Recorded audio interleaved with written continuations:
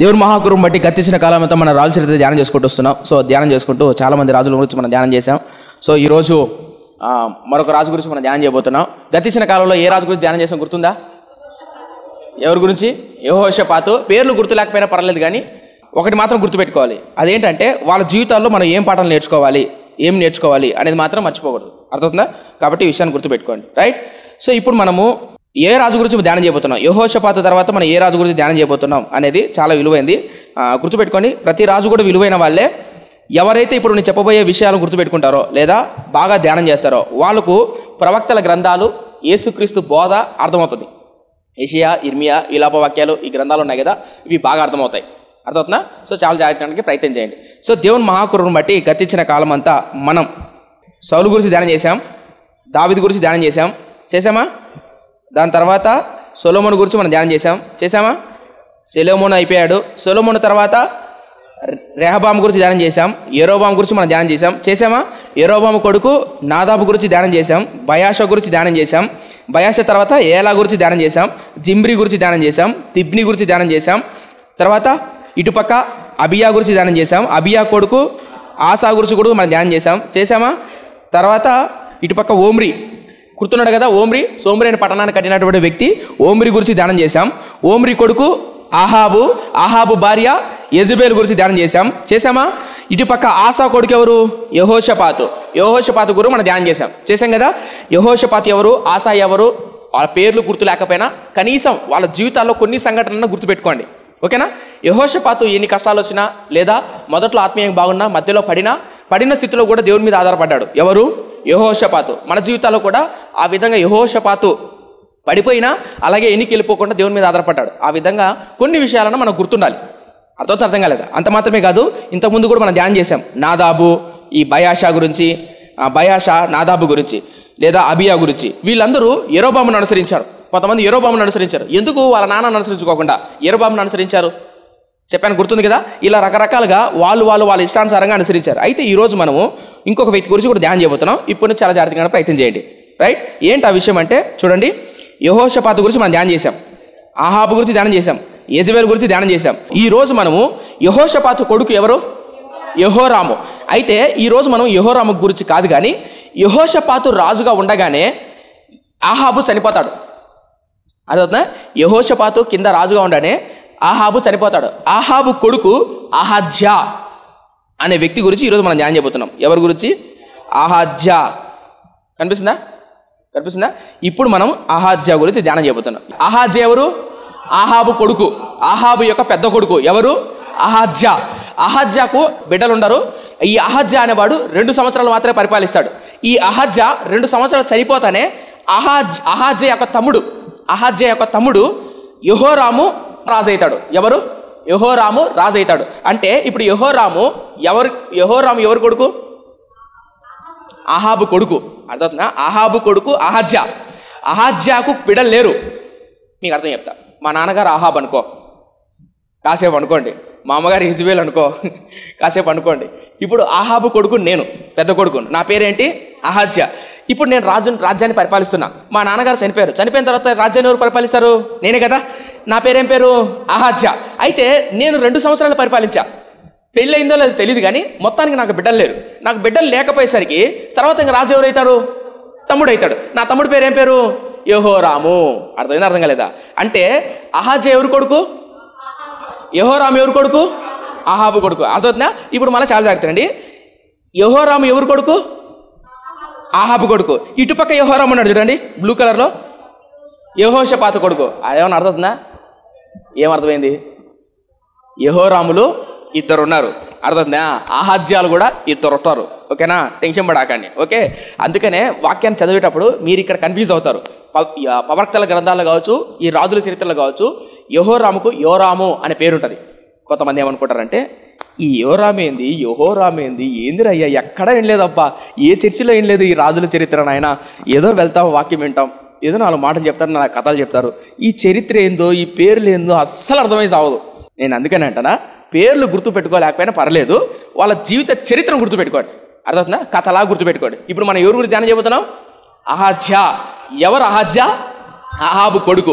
ఎలా పరిపాలించాడు, ఏం చేశాడు అన్నది మనం ధ్యానం చేయబోతున్నాం. అర్థమవుతుందా? అర్థం కాలేదా? మళ్ళీ చెప్పాలా? కొంతమంది ఏమనుకుంటారంటే రాజుల చరిత్ర మాత్రం అసలు చెప్పొద్దు స్వామి, నీకు దండం పెడతాను. ఇక్కడి నుంచి చాలా కష్టపడుతుంది రాజుల చరిత్ర. నిజం చెప్తున్నా. ఎందుకంటే చాలామంది దావీదు గురించి, సౌలు గురించి, సొలొమోను గురించి చాలామంది తెలుసు. మీరు ఏ సంఘాలకు అడగండి, ఏ సేవకులను అడగండి, ఎవరిని అడగండి, సౌలు, దావీదు, సొలొమోను గురించి బాగా చెప్తారు. ఆ తర్వాత నుంచే చాలా తక్కువ మందికి మాత్రమే తెలుసు. అదవుతుందా? అయితే మనము ఈ తక్కువ మందిలో కూడా దేవుడు అద్భుతమైన విలువైన పాఠాలు రాయించి పెట్టాడు. ఆ పాఠాలు ఏంటి మనం నేర్చుకోబోతున్నాం. అర్థవుతుందా? వినడానికి ప్రయత్నం చేయండి. ఎవరి గురించి ధ్యానం చేస్తున్నాం? అహజ్యా. ఎవరు అహజ్యా? ఆహాబు కొడుకు. ఎవరు ఆహాబు? ఓమ్రి కొడుకు. ఈ ఆహాబు భార్య ఎవరు? యెజబెలు. ఆహాబు యెజబెలు ఎలాంటి వాళ్ళో 2 ముక్కలు చెప్తాను. తెలుసు కదా? యెజబెలు ఎలాంటిది? భయంకరమైన వ్యభిచారము, విగ్రహారాధనతో చిన్న బిడ్డలు బలిచ్చే మనస్తత్వం కలిగినది. ఎవరు? యెజబెలు. ఈ యెజబెలు తన అందంతో, తన మాటకారితనంతో ఏమండి అంటే చాలు ఆహాబు గిలగిలా కొట్టేసుకుంటాడు. ఇంకా యెజబెలు ఏం చెప్తే అది ఇంకా అర్థమవుతుందా? అలాంటి వాక్చాతుర్యము, మాట చాతుర్యం కలిగింది ఎవరు? యెజబెలు. ఈ యెజబెలు గురించే ప్రకటన గ్రంథంలో కూడా రాయబడింది. ఏమనంటే ఈ యెజబెలు లాంటి వాళ్ళు సంఘంలో జొరబడి వాళ్ళ మాట చేత, వాళ్ళ అందం చేత, వాళ్ళ జ్ఞానం చేత సంఘంలో తప్పుడు బోధనలు బోధిస్తారు, తప్పుడు విధానాలు కూడా నడిపిస్తారు అన్న విషయం ప్రకటన గ్రంథంలో కూడా ఉంది. మీకేమైనా అర్థమవుతుందా? ఎందుకంటే ఇశ్రాయేలు జాతి 10 గోత్రాలను నాశనం చేసి పారేసింది. ఎవరు? యెజబెలు. యెజబెలు వస్తూ ఎంతమంది ప్రవక్తలు తీసుకొని వచ్చింది? 400 మంది ప్రవక్తలు, 450. మొత్తం ఎంత? 850 మంది. 400 మంది బయలుకు, 450 మంది ఆషేరాకు. మొత్తం ఎంతమంది? 850 మందిని పిలుచుకొని వచ్చింది. ఈ 850 మంది గుళ్ళో కూర్చొని ఏం చేస్తారనుకుంటున్నారు? టెంకాయ ఊదిగడి ఊతారు కాదు, వ్యభిచారం చేస్తారు, పాపం చేస్తారు, చంటి బిడ్డలను బలిస్తారు, జంతువులు బలిస్తారు. అర్థం కాలేదా? ఎవరికైనా బిడ్డలు పుట్టలేదనుకో, బిడ్డలు కలగలేదనుకో, అక్కడికి వెళ్ళి తీక్షణంగా చూడాలా, వ్యభిచారంతో కూడుకోవాలా, పాపం చేయాలా. అర్థమవుతుందా? అలాంటి సాంప్రదాయం తెచ్చిపెట్టింది ఎవరు? యెజబెలు. అంత మాత్రమే కాదు, ఎవరైనా రాజు దగ్గరికి రావాలంటే, రాజు దగ్గరికి తీర్పు తీర్చుకోవడానికో, రాజుతో మాట్లాడాలి ఎవరైనా రావాలంటే, రాజు కోటలోకి ఎంటర్ అయితేనే ముందు ఏమి ప్రదర్శనం అవుతుంది? పర్లేదు, ఈ పక్క ఏం పెట్టాడు మనోడు? బయలుదేవతలు పెట్టాడు. మీరు ఎప్పుడైనా పాతకాలం ఇళ్ళకి వెళ్ళారు, పల్లెల్లోకి వెళ్ళానుకో, ఇంటి పక్కన మట్టి ఉంటాయి అన్నమాట. మట్టి కొటాలు ఉంటాయి చూరా, మట్టి కొటాలు ఉంటాయి. నేను మా చిన్నప్పుడు మా అత్తాల ఊరికి వెళ్ళినప్పుడు కొటం ఉండేది, కొటం మట్టి. ఆ కొటంలో పెద్ద బాణలు ఉంటాయి, మట్టి బాణాలు ఉంటాయి. మేము వాటిని పైకి ఎక్కి ఇటు తొంగి చూసేవాళ్ళం. వాళ్ళు బెల్లం కానీ చక్కెర కానీ ఆ బాణలో పెట్టేవాళ్ళు అనమాట. గుర్తులేదా? తెలుసా తెలీదా మీకు? తెలుసు కదా, పెద్ద పెద్ద బాండ్లు. ఆ ఇంటికి పాతకాలంలో కొటం ఇల్లు కట్టినప్పుడు ఈ పక్క చిన్న గుళ్ళు పెడతారు. అంటే దాన్ని ఏమంటారు? గుళ్ళు. గుళ్ళు పెడతారు. ఎందుకు చెప్పండి? దీపం పెట్టుకోవడానికి. రైట్, దీపం పెట్టుకోవడానికి. కొంతమంది ఇంటెదురుగా తులసి చెట్టు పెడతారు, ఇంటెదురుగా కులదైవం కానీ దేవతలు కానీ పెడుతూ ఉంటారు. గుర్తుందా? అలాగే అప్పట్లో ఇంచుమించు 3000 సంవత్సరాలు, 2700, 2800 సంవత్సరాల కిందట ఆహాబు అనేవాడు తన కోటకి ఎంట్రన్స్లో ఆ పక్క ఈ పక్క ఏం పెట్టాడు? ఆషేరా దేవతను, అస్తిమీ దేవతలను పెట్టాడు. ఎవరు? ఆహాబు. ఈ ఆహాబు యెజబెలు అంత దుర్మార్గంగా ప్రవర్తిస్తున్నారు, అంత దుర్మార్గమైన ఇచ్చలమైన క్రియలు చేస్తున్నారు. ఎవరు? ఆహాబు, యెజబెలు. ఇప్పుడు ఈ ఆహాబు కొడుకు ఎవరు? అహజ్యా. ఇప్పుడు వీడు ఎలా ఉంటాడు? ఆహాబు ఉన్నట్టు ఎలా ఉంటాడు అనుకుందాం. తండ్రి తాగుడుపోతూ, తిరిగిపోతూ, విచ్చలవిడు అనుకో, బిడ్డలు ఎలా తయారవుతారు? అయితే మంచోడని అవుతాడు, అయితే తండ్రి కన్నా పెద్ద పొరంబోగానే అవుతాడు. అంతేనా? సో ఇప్పుడు అహజ్యా ఏం చేశాడు, అయితే దేవుడు ఏమన్నాడు అన్న విషయం మనం ధ్యానం చేయబోతున్నాం. అర్థమవుతుందా? తల్లి తండ్రి శాపగ్రస్తమైన జీవితాన్ని జీవిస్తున్నారు, దేవునికి కోపాన్ని రేపుతున్నారు. ఎవరు? తల్లి తండ్రి. ఎవరు వాళ్ళు? ఆహాబు, యెజబెలు. ఆయన కడుపును పుట్టిన అహజ్యా ఎలా పరిపాలించాడు, ఏం చేశాడు, అహజ్యా పట్ల దేవుడు ఎలా కలగజేసుకున్నాడు, ఏం మాట్లాడాడు అనేది ఈరోజు ధ్యానం చేయబోతున్నాం.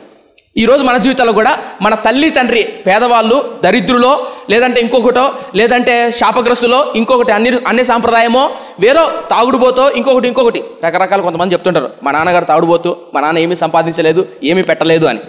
నా స్నేహితుడు కూడా ఒక అబ్బాయి, వాళ్ళ నాన్నగారు పెద్దగా పనికి వెళ్ళరు, పెద్ద మెచ్యూరిటీ లేదనమాట. మెచ్యూరిటీ అంటే కొంచెం పిల్లలకు పెళ్లి చేయాలా, కుటుంబ సంసారము, ఇల్లు కట్టుకోవాలా, ఏ పూటకు వచ్చిందో ఆ పూటకు తినడం, ఇంట్లో కూర్చొని సినిమా చూడటం, అంతే ఆయన పని. ఎవరు? తండ్రి. కొడుకు వయసుకు వచ్చాడు. అర్థమవుతుందా? కొడుకు వయసుకు వచ్చాడు, ఇంట్లో కూర్చొని ఈ కురుకురే ప్యాకెట్లు, బెల్లంతో వేసిన బొరుగులు ఉంటాయంటే, నిజం అండి, 60 ఏళ్ళు ఉంటాయి ఆయనకు. బెల్లంతో వేసిన బొరుగులు ఉంటాయి, ఏమంటారు వాటిని? ఆ బొరుగుంటలు కురుకురే ప్యాకెట్లు 5 ఇంత అంటాడు ఆయన. ఇంచుమించు 68-65 ఏళ్ళు పైన ఉంటుంది వయసు. కొడుకేమో పెద్దవాడైపోతున్నాడు, ఇల్లు లేదు, బాడీ ఇల్లు, ఏ పూటకు రావడం ఆ పూటకు తినడం. ఇప్పుడు ఆ కుమారుడి బాధ ఏంటంటే ప్రతిరోజు ఏడిపే, నన్ను పట్టించుకుని లేరే, నన్ను ఆదరించేవారు లేరే, నా తల్లిదండ్రి ఇట్లాగే అని. చాలామంది అంటారు, అన్న నా తల్లిదండ్రి మారుమనసు పొందలేదన్న, రక్షణ పొందలేదు, వారి విగ్రహారాధికులు, ఇప్పుడు నా పరిస్థితి ఏంటి? అలాగే అహాబు యెజబెలు భయంకరమైన శాపగ్రస్తంలో ఉన్నారు. వాళ్ళ కొడుకైన అహజ్యా పట్ల ఏం చేశాడు అన్న విషయాన్ని నేను చెబుతున్నాం. అర్థమవుతుందా? అర్థం కాలేదా? చేద్దామా? ఇప్పుడు ఈరోజు మన తల్లిదండ్రులు కూడా ఎలాంటి వారు నాకు తెలియదు, మన పితరులు ఎలాంటి వారు మనకు తెలియదు, కానీ అహజ్యా విషయంలో ఏం చేశాడు చూద్దాం. మొదటి రాజుల గ్రంథం తీయండి, బుక్ ఆఫ్ ఫస్ట్ కింగ్స్ 22వ అధ్యాయం 51వ వచనం. అహాబు కుమారుడైన అహజ్యా, కనిపిస్తుందా? అహాబు కుమారుడైన అహజ్యా యూదారాజైన యెహోషాపాతు ఏలుబడిలో 17వ సంవత్సరమందు సోమ్రేనులో ఇశ్రాయేలును ఏలనారంభించి 2 సంవత్సరములు ఏలెను. ఇశ్రాయేలును ఏలెను. 52. అతడు యెహోవా దృష్టికి చెడుతనము జరిగించి తన తల్లిదండ్రులు ఇద్దరు ప్రవర్తించినను ఇశ్రాయేలీయులు వారు పాపము చేయుటకు కారకుడైన నెబాతు కుమారుడైన యెరోబాము ప్రవర్తనను అనుసరించి ప్రవర్తించుచు వచ్చెను. అతడు బయలుదేవతను పూజించుచు వానికి నమస్కారము చేయుచు తన తండ్రి చేసిన క్రియలన్నిటి చొప్పున జరిగించుచు ఇశ్రాయేలీయుల దేవుడైన యెహోవాకు కోపము పుట్టించెను. ఎవరు? అహజ్యా అనేవాడు ఎలాంటి వాడంటే, ఏమని రాయబడిందంటే, అహజ్యా వాళ్ళ నాన్న, వాళ్ళ తల్లి, తన నాన్న ఎవరు? అహాబు, వాళ్ళ తల్లి ఎవరు? యెజబెలు.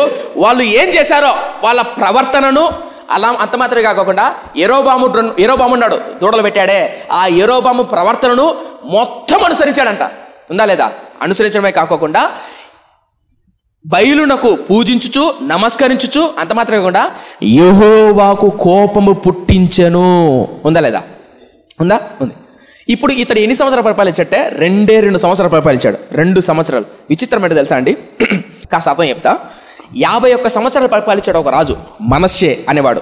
మనష్షే అనేవాడు ఇంచుమించు 50 సంవత్సరాలు పైగా పరిపాలించాడు. అతని విషయంలో కూడా దేవుడు కోపగించాడు. అహాబు విషయంలో కూడా దేవుడు కోపగించాడు. ఇంచుమించు 20 సంవత్సరాలు పైగా పరిపాలించాడు. ఎవరు? అహాబు విషయంలో కూడా దేవుడు కోపగించుకున్నాడు. కానీ 20 సంవత్సరాలు పట్టింది యెహోవా కోపం రేపడానికి. ఎవరు? అహాబు. అలా అని అనలేంలే కానీ 20 సంవత్సరాలు పట్టిందని. కాకపోతే మనోడు 2 సంవత్సరాల్లోనే భయంకరమైన నీచమైన తప్పులు చేశాడు. మీకు అర్థం చెప్తా. ఇప్పుడు నేనున్నాను అనుకో, నా తమ్ముడు ఉన్నాడు, నేను చేస్తున్న పనులు, నేను చేస్తున్న మాట, ఒకరోజు సోమవారం, మంగళ, బుధు, గురు, ఇలా సోమవారం బాగానే ఉండా, మంగళవారం బాగానే ఉండా, బుధవారం బాగానే ఉండా, గురువారం బాగానే ఉండా, శుక్రవారం శనివారం నేను చేసిన తప్పులను బట్టి, క్రియలను బట్టి మా నాన్న కోపం వచ్చింది. అంటే సోమవారం నుంచి శనివారం లోపల ఎన్ని రోజులు పట్టింది నేను కోపం తేవడానికి? ఎన్ని రోజులు? 5 రోజులు పట్టింది. అంతేనా? సోమ, మంగళ, బుధు, గురు, శుక్ర, సరే 5 రోజులు పట్టింది మా నాన్న కోపం తేవడానికి. మా ఇంట్లో మా తమ్ముడు ఉన్నాడు. వాడు సోమవారం సాయంత్రం వాడు చేసిన పనిని బట్టి భయంకరం కోపంతో ఊగిపోతున్నాడు. మీకు అర్థవుతుందా? సోమవారం సాయంత్రానికే మా నాన్న కోపంతో ఊగిపోతున్నాడు. అర్థవుతుందా? ఇప్పుడు మా ఇద్దరిలో ఎవరు ఎంత కఠినంగా ఉండి ఉంటారు? అర్థవుతుందా? అర్థం కలదా? పొద్దున్నే సాయంత్రంలో కోపాన్ని పుట్టించేశాడు. నేను 5 రోజులు బట్టి కోపం పుట్టించాడు. నేనేం మాట్లాడుతున్నానంటే, అహజ్యా అనేవాడు 2 సంవత్సరాల్లో యెహోవాకు కోపం పుట్టించేంతగా ఏం చేసింటాడు? యెజబెల్ ఉంది, యెజబెల్ ఇంకా బతికే ఉంది, యెహోరాము వీళ్ళందరూ ఇంకా బతికే ఉన్నారు. కానీ యెహోరాము, యెజబెల్ వీళ్ళందరూ బతికే ఉన్నారు. అయినప్పటికీ అహజ్యా అనేవాడు కేవలం 2 సంవత్సరాల్లో భయంకర కోపం పుట్టించారు. కానీ ఇక్కడ నేను ఆశ్చర్యమైన విషయం చెప్పానండి, ఎంత కోపం పుట్టించినా, ఎంత బాధ పెట్టినా, ఎంత దుఃఖ పెట్టినా అహజ్యా విషయంలో దేవుడు ప్రవర్తించిన ప్రవర్తన, దేవుడు చూపిన కృప అద్భుతం అండి. అది చెప్పడానికి ఎంజాయ్ చెప్పా. ఇప్పుడు అహజ్యా నీచుడా కదా? కోపం పుట్టించాడా లేదా? వాళ్ళ తల్లిదండ్రులు చేసినట్టు చేశాడా లేదా? చేశాడా? వాళ్ళ తల్లిదండ్రులు కూడా శాపగ్రస్తులా కదా? శాపగ్రస్తులే. అయితే అహజ్యా దగ్గరికి దేవుడైన యెహోవా ఏం చేశాడు తెలుసా? ఇప్పుడు ఒక్క పేజీ తిప్పండి, ఇది చాలా విలువైన పాఠం. ఈ పాఠాన్ని మనం నేర్చుకుందాం ఈరోజు. 2 రాజుల గ్రంథం 1వ అధ్యాయం, చాలా జాగ్రత్తనండి, చూద్దాం. 2 రాజుల గ్రంథం 1వ అధ్యాయం 1వ వచనం. అహాబు మరణమైన తర్వాత, కనిపిస్తుందా? అహాబు మరణమైన తర్వాత మోయాబీయులు ఇశ్రాయేలు వారి మీద తిరుగుబడిరి. ఒకటి తలపైకి అయితే కాస్త అర్థం చెప్తా. ఇది చెప్పాల్సిన అవసరం లేదు కానీ చెప్తున్నా, మీరు ఎవరైనా బైబిల్ బాగా చదివేవాళ్ళు అన్నట్టయితే చెప్తున్నా ఒక చిన్న మాట. ఏంటంటే, అహాబు చనిపోయిన తర్వాత అహజ్య రాజు అవుతాడు. ఓకే, ఆహాబు అనేవాడు కాస్త కూస్తో తెలివైనవాడు. ఆహాబు కంటే వాళ్ళ నాన్న ఓమ్రి ఉన్నాడు సార్, వాడు ఇంకా తెలివైనవాడు, వాడు ఇంకా జ్ఞానం కలిగిన వాడు. కాబట్టే ఈ షోమ్రేన్ అన్న పట్టణాన్ని నిర్మిస్తాడు.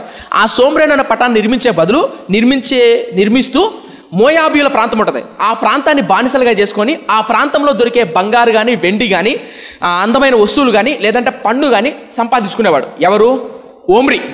ఓమ్రి కొడుకు ఎవరు? అహాబు కూడా అలా తెచ్చుకునేవాడు. ఎందుకంటే వీళ్ళు బలవంతులు, తెలివైన వాళ్ళు. అహాబు కొడుకు ఎవరు? అహజ్య. ఈ అహజ్య టయానికి వచ్చేసరికి ఈ మోయాబు అనేవాడు తిరగబడ్డాడు. ఎవరి మీద? అహజ్య మీద. మీకు ఇంకా కాస్త అర్థం చెప్తా. మా నాన్నగారు వాళ్ళ నాన్న పేరు ఓమ్రి, మా నాన్నగారి పేరు అహాబు, నా పేరు అహజ్య అనుకోండి. మా నాన్నగారు ₹1,00,00,000 సంపాదించాడు అనుకోండి, క్షమించండి. మా నాన్నగారు వాళ్ళ నాన్న 10 కోట్లు సంపాదించాడు. ఎన్ని కోట్లు? వేసుకునే కోట్లు కాదు, సంపాదించే కోట్లు. ఈయన నిజంగా సంపాదించాడా అనుకోబాకండి, అర్థం చెప్తానా. మా నాన్నగారు వాళ్ళ నాన్న 10 కోట్లు సంపాదించాడు. ఎన్ని కోట్లు? 10 కోట్లు.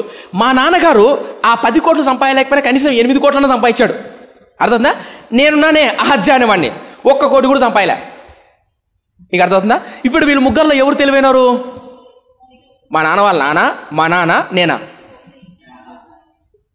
మా నాన్నగారు వాళ్ళ నాన్న. కరెక్టేనా? తర్వాత మా నాన్నగారు. అలాగే ఈ మోయాబీల ప్రాంతాన్ని ఓమ్రి అనేవాడు బానిసగా చేసుకుంటాడు. ఆ బానిసగా చేసుకున్న తర్వాత ఆ మోయాబు ప్రాంతంలో నుంచి బంగారాన్ని వెండిని తెచ్చుకుంటాడు. ఎవరు? ఓమ్రి కొడుకు ఎవరు? అహాబు కూడా తెచ్చుకుంటాడు. అహాబు కొడుకు ఎవరు? అహజ్య. వీడు కూడా తెచ్చుకోవడానికి ప్రయత్నం చేస్తాడు, కానీ ఆ మోయాబు రాజు తిరగబడతాడు. ఎందుకు తిరగబడతాడు అంటే వీడు బలహీనుడు. ఎవరు? అహజ్య అనేవాడు బలహీనుడు. అర్థం కాలేదా? ఇది చెప్పాల్సిన అవసరం లేదు, కానీ చెప్తున్నా, బైబిల్ పండితులు ఎవరైనా ఉన్నట్లయితే చదువుకుంటారని. అర్థమైందా? ఇప్పుడు తిరగబడ్డాడు, ఏం జరిగిందో చూద్దాం. మొదటి వచనం. అహాబు మరణమైన తర్వాత, కనిపిస్తుందా? అహాబు చనిపోయాడు. చనిపోతాను వాడికి ఏమనిపించింది? అమ్మయ్యా, బలవంతుడు చనిపోయారా, వాళ్ళ కొడుకు తిక్కలోడు, వాని దగ్గర నుంచి ఆస్తి కొట్టేద్దాం అనే పాయింట్ ఆఫ్ వ్యూలో. అర్థమైనా చెప్తున్నా. సో తర్వాత అహాబు మరణమైన తర్వాత మోయాబీయులు ఇశ్రాయేలు మీద తిరగబడిరి. రెండో వచనం. అహజ్య సోమ్రోనులో ఉన్న తన మేడ గది, ఈయన చాలా జాగ్రత్తగానండి. అహజ్య సోమ్రేనులో ఉన్న తన మేడ గది కిటికీలో నుండి క్రింద పడి రోగి అయి, మీరు ఎక్రోను దేవతయగు బయల్జెబూబునొద్దకు పోయి ఈ వ్యాధి పోగొట్టుకొని నేను స్వస్థపడుదునో లేదో విచారించుడని దూతలను పంపగా. తలపైకి కాస్త అర్థం చెప్తా. ఏమంటాడంటే, ఈ అహజ్య అనేవాడు రాజు అయితానే, అహాబు చనిపోతానే మోయాబీయులు వచ్చారు, తిరగబడ్డారా? ఆ తర్వాత ఈ అహజ్య అనే వ్యక్తి రాజు అయితానే ఏం జరిగిందో తెలియదు, కానీ మేడ మీద నుంచి కిటికీలో నుంచి కింద పడ్డాడు. ఎందుకు కింద పడ్డారు అనే బైబిల్లో లేదు, కానీ కొంతమంది బైబిల్ పండితుల అభిప్రాయం ఏంటంటే అప్పుడు అహాబు కొంచెం డిప్రెషన్లో ఉన్నాడు. బైబిల్లో లేదు, జస్ట్ ఊహ మాత్రమే. ఎందుకు నా డిప్రెషన్ అంటే, అప్పుడప్పుడు మనము మనసు బాగాలేనప్పుడు గుండెకాయ బాగాలేనప్పుడు ఏం చేస్తాం? మేడ మీదకో, ఏ బీచ్కో, చల్లని ప్రాంతానికో, ఒంటరి ప్రదేశానికో వెళ్తామా? అప్పుడు అహజ్య అనే వ్యక్తి మనసు బాగాలేకనో డిప్రెషన్లో ఉండబట్టి. ఎందుకు డిప్రెషన్ అంటే, మోయాబీలు తిరగబడ్డారు. ఎవరి మీద? అహజ్య మీద తిరగబడ్డారు. నాన్నగారు చనిపోయారు. ఎవరు నాన్న? అహాబు చనిపోయాడు. సో అలా డిప్రెషన్లో ఉన్నప్పుడు, ఇలా పూజలు పునస్కారాలు అయితే చేస్తున్నాడు, మొత్తానికైతే డిప్రెషన్లో ఉండి అలా మేడ మీద నుంచి కింద పడ్డాడు. ఎవరు? అహజ్య. కింద పడి రోగి అయ్యాడు. రోగి అయితేనే ఏం జరిగింది?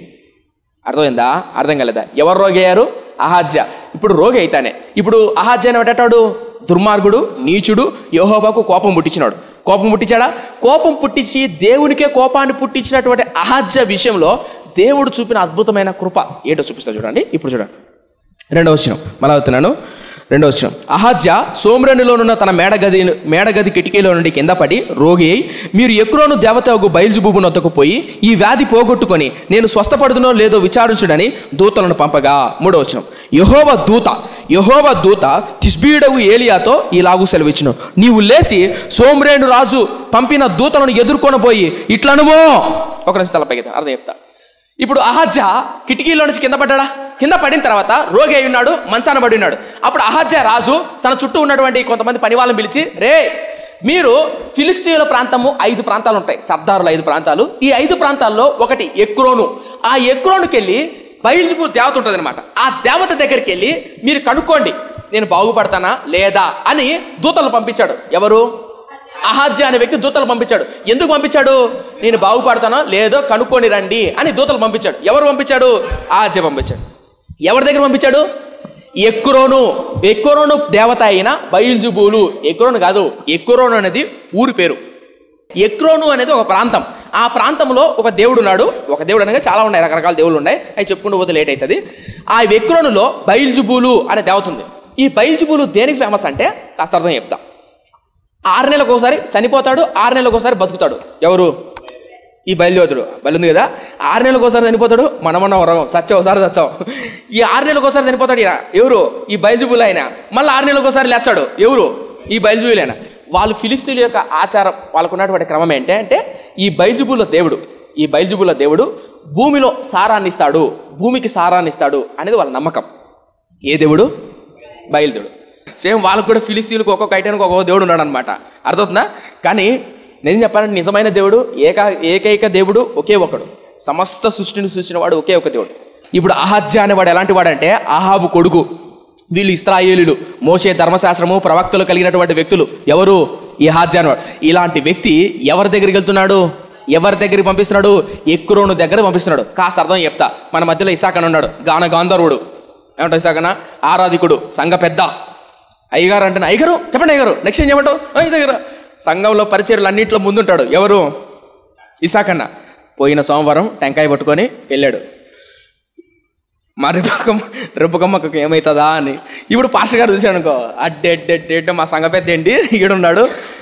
ఎలా అనిపిస్తుంది ఇసాకన్న? మీకేమైనా అర్థమవుతుందా? ఇస్సాక్ అనే వ్యక్తి సంఘ పెద్ద, ఆరాధికుడు, పాటలు పాడేవాడు, సర్వోన్నతుడు అని పాటలు పాడతాడు. నీ దయలో నీ కృపలో అద్భుతమైన పాటలు పాడతాడు. ఉదాహరణ చెప్తున్నా, తప్పుగా అనుకున్నాను. ఇప్పుడు అలాంటి భక్తిపరుడు సంఘ పెద్ద అయినటువంటి ఇస్సాకన్న ఆడికి పోయి వెంక కొడుతున్నాడు అనుకో, ఆ నీళ్ళలో వేసే ముందు ఎగురుతున్నాడు అనుకో, ఎలా ఉంటుంది? ఏమవుతుంది? అహజ్యా అనేవాడు ఎక్రోను దగ్గర పంపిస్తున్నాడు. అలా చేస్తున్నావు అనుకో, సేవకుడు ఏమనుకుంటాడు? ఇంత భక్తిపరుడు సంఘ పెద్ద అయినటువంటి ఇస్సాక్ అన్న అలా చేశాడు అనుకో, సేవకుడికి ఏమనిపిస్తుంది అంటనా? దేవుడికి ఏమనిపిస్తుంది? బాధ కలుగుతుందా? కోపం వస్తుందా? అరే తెలియని అమాయకుడు అనుకో, కొత్తగా రక్షింపబడ్డారు, తెలీదు, వాళ్ళు వెళ్ళారు అనుకో, అరే కొత్తగా తెలియదులే అని అమాయకత జాలేస్తుంది. సంఘ పెద్ద అయ్యి ఉండి పాటలు పాడుతూ, సర్వోన్నతుడు అని పాటలు పాడుతూ, సంఘంలో పరిచయం చేస్తూ సంఘ పెద్దగా ఉండేవనుకో, వెళ్ళామనుకో, ఇప్పుడు ఏమనిపిస్తుంది? ఏమంటుంది సగం? ఇప్పుడు చిన్నపిల్లడు ఉన్నాడు, చిన్నపిల్లడు తప్పు చేశాడు అనుకో అంటాం. మీకేమన్నా అర్థమవుతుందా? రాజు, ఇశ్రాయేలు దేశాన్ని 10 గోత్రాలను పరిపాలిస్తున్న అహజ్యా ఒక రాజు. అహాబు యొక్క కొడుకు. ఇశ్రాయేలు జాతిలోని ఒక రాజు వంశం 10 గోత్రాలు తన చేతుల్లో ఉన్నాయి. అలాంటి వాడు తప్పు చేస్తే, అలాంటి వాడు యెహోవాకు కోపం పుట్టిస్తే దేవుడికి ఏమనిపిస్తుంది? కోపం అనిపిస్తుందా? కానీ దేవుడు ఏం చేసేది తెలుసా? ఇప్పుడు చూడండి, 3వ ఏం చేశాడు చూడు. యెహోవా దూత తిష్బీయుడైన ఏలియాతో ఇలాగూ సెలవిచ్చెను. ఎవరు సెలవిచ్చాడంట? యెహోవా దూత. చాలా జాగ్రత్త అండి. పాత నిబంధన గ్రంథంలో యెహోవా దూత అంటే శరీరధారిగా లేనటువంటి యేసుక్రీస్తు అని అర్థం. నేను చాలాసార్లు చెప్పాను ఇంతకుముందు. సరే, విషయానికి వస్తే ఈ 3వ వచనంలో యెహోవా దూత వచ్చింది. ఎవరి దగ్గరికి? ఏలియా అనే ప్రవక్త దగ్గరికి వచ్చి తిష్బీయుడైన ఏలియాతో ఇలా చెప్పింది. ఏమని చెప్పిందో చూడండి. 3వ వచనం. యెహోవా దూత తిష్బీయుడైన ఏలియాతో ఇలాగూ సెలవిచ్చెను, నీవు లేచి సోమ్రేను రాజు పంపిన దూతలను ఎదుర్కొనబోయి ఇట్లనుమో, ఇశ్రాయేలు వారిలో దేవుడు అన్నవాడు లేడనుకొని. అర్థమవుతుందా? ఇశ్రాయేలు వారిలో దేవుడు అన్నవాడు లేడనుకొని ఎక్రోను దేవత అయిన బయల్జెబూబు నొద్దకు మీరు విచారించబోచున్నారా? కాగా యెహోవా సెలవిచ్చినదేమనగా, నువ్వెక్కిన మంచము మీద నుండి దిగి రాకుండా నీవు నిశ్చయముగా మరణమవుదువో అని ఏలియా వారితో చెప్పి వెళ్ళిపోయాను. తర్వాత ఆ దూతలు రాజునొద్దకు వచ్చి, మీరెందుకు ఇంత తొందరగా తిరిగి వచ్చిరు అని వారిని అడగగా, వారు ఒక మనుష్యుడు మాకు ఎదురుపడి తలపెత్తి అర్థం చెప్తా. ఏలియా వచ్చాడు. ఏలియాకు యెహోవా దూత వచ్చేసింది. ఏమని? ఏలియా వెళ్ళు, అహజ్యా దగ్గరికి వెళ్ళు, అహజ్యా దగ్గరికి. లేదా అహజ్యా దూతలు పంపించాడు కదా, ఆ దూతల దగ్గరికి వెళ్ళు. ఏమని చెప్పాలి ప్రభువా? ఇశ్రాయేలులో దేవుడు అన్నవాడు లేడనుకొని, ఇశ్రాయేలులో దేవుడు లేడు అనుకొని అన్య దేవతల దగ్గరికి వెళ్తావా? ఇస్సాక్ అన్నాను నువ్వు, సంఘ పెద్దవై ఉండి సంఘంలో పాటలు పాడుతున్నావు నువ్వు, అన్య దేవతల దగ్గరికి వెళ్తావా? అన్యుడి దగ్గరికి వెళ్తావా? నీకు అర్థమైందా? అర్థమైంది అనుకుని చెప్తున్నా. అహజ్యా, నువ్వు రాజు అయ్యుండి ఇశ్రాయేలులో దేవుడు అన్నవాడు లేడనుకొని. ఈ మాట అన్నానికి కారణం ఏంటంటే, ఈ మాటకు ముందు అహజ్యా వాళ్ళ నాన్న ఎవరు? అహాబుతో సవాలు విసిరాడు. ఎవరు? ఏలియా. ఏమని తెలుసా? నువ్వు ఆరాధిస్తున్న ఈ బయలే నిజమైన దేవుడైతే ఆకాశం అగ్గి తిప్పు. సవాల్ విసిరాడా లేదా? ఆ రోజు ఆకాశం అగ్ని దింపాడా లేదా? దింపాడు. ఈ అనుభవం ఆహాబుకు తెలుసా లేదా? తెలుసు. ఆహాబు కొడుకైనటువంటి అహజ్యా కూడా ఎంతో కొంత తెలుసుంటుందా లేదా? తెలుసు. 10 గోత్రాల ప్రజలకు, ఇశ్రాయేలులకు ఆకాశం నుంచి అగ్ని దింపాడు ఒక ప్రవక్త అని తెలిసింటుందా లేదా? తెలిసి ఉంటుంది. ఇలా తెలిసి కూడా ఇశ్రాయేలులో దేవుడు అన్నవాడు లేడనుకొని ఎక్రోను దేవత దగ్గరికి వెళ్తావా? ఇంతకాలం నీకు రక్షణ ఇచ్చి ప్రాణం పెట్టి నీ స్వస్థపరిచి బాగు చేసి రక్షించిన దేవుడన్న యేసుక్రీస్తు లేడనుకొని, మందిరము లేదనుకొని, ప్రార్థన లేదనుకొని అన్య జనుల దగ్గరికి వెళ్తావా అని అంటాడంట. అహజ్యా దగ్గరికి వచ్చి అదే మాట అన్నాడు. ఎవరన్నారు? ఏలియా వచ్చి అహజ్యా దూతలు పంపాడే ఎక్రోను పంపమని. ఆ ఎక్రోనుకి వెళ్తున్నటువంటి ఆ దూతల దగ్గరికి వచ్చి చెప్తున్నాడు, మీ వెళ్ళి చెప్పండి మీ రాజుకు ఏమని, ఏ రాజు అయితే మిమ్మల్ని పంపించాడు. ఎక్కడ పంపిస్తున్నాడు? అన్య దేవతలకు ఎక్రోనుకు పంపిస్తున్నాడు, బయల్జెబూల్ దగ్గరికి. ఆ రాజు మంచం మీద నుండి లేవడు, మంచంలోనే చచ్చిపోతాడు. చెప్పండి ఎందుకు? ఇక్కడ దేవుడు పెట్టుకోడు. ఇక్కడ యెహోవా దావీదు అబ్రహాము గొడ్డువాడు ఉన్నప్పుడు అబ్రహాము సంతానం ఇచ్చి, దావీదునిచ్చి, సౌలునిచ్చి, రాజులనిచ్చి, ప్రవక్తలనిచ్చి, ధర్మశాస్త్రం ఇచ్చిన దేవుణ్ణి వదిలిపెట్టి ఎక్రోనుకి వెళ్తాడా? చెప్పండి. వాడికి చచ్చిపడుంటాడు అని అంటానే వీళ్ళు వెళ్ళారు వెనికి. ఎవరు? ఈ దూతలు వెళ్ళి అహజ్యా దగ్గరికి వచ్చి, అహజ్యా రాజు గారు చూశాడు. అహజ్యా ఏమి తొందరగా వచ్చేసరే, అప్పుడే వెళ్ళిపోయారా అని. ఎందుకంటే ఈ సోమ్రేన్ నుంచి ఎక్రోను అనే పట్టణం 40 మైళ్ళు దూరం ఉంటుంది. 40 మైళ్ళు. ఆ 40 మైళ్ళ దూరం మధ్యలోనే ఈ ఏలియా ఎదుర్కొని చెప్తాడు. అప్పుడు వెళ్తానే అహజ్యా అడుగుతాడు, ఏంటి తొందరగా వచ్చేసారా? అరే అప్పుడే పోయి వచ్చేసారా అంటే అప్పుడు చెప్తారు వాళ్ళు దూతలు ఏమని, అయ్యా మేము ఎక్రోనుకి వెళ్ళలేదయ్యా, వెళ్తూ ఉంటే ఒక ఆయన వచ్చాడు. ఆయన ఏం చెప్పాడంటే, మీ రాజు మంచంలోనే చస్తాడు, మంచంలో కిందికి రాకుండా చచ్చిపోతాడు అని చెప్పాడయ్యా. ఎవరైనా అని అంటానే వాళ్ళు చెప్పారు, అయ్యా గొంగలు కప్పుకొని ఒక ఆయన ఉన్నాడయ్యా, గొంగలు కప్పుకున్నాడు, చర్మపు తట్టి కట్టుకున్నాడు అంటే. అప్పుడు వాడు ఆశ్చర్యపోతాడు. అప్పుడు వాడు అడుగుతాడు, ఎవరు? ఆ రాజు ఏమంటాడు చూద్దాం ఏమంటాడు. 6వ వచనం, వారు ఒక మనుషుడు మాకు ఎదురుపడి, వారంటే ఎవరేడా? దూతలు చెప్తున్నారు, మాకు మనుషుడు ఎదురుపడి. 6వ వచనం, మిమ్మల్ని పంపిన రాజు వద్దకు తిరిగిపోయి అతనికి ఈ సంగతులు తెలియజేయుడి. యెహోవా సెలవిచ్చినదేమనగా, ఇశ్రాయేలులో దేవుడు అన్నవాడు లేడనుకొని ఎక్రోను దేవతయగు బయల్జెబూలు వద్దకు విచారణ చేయుటకు మీరు దూతలు పంపుచున్నావే.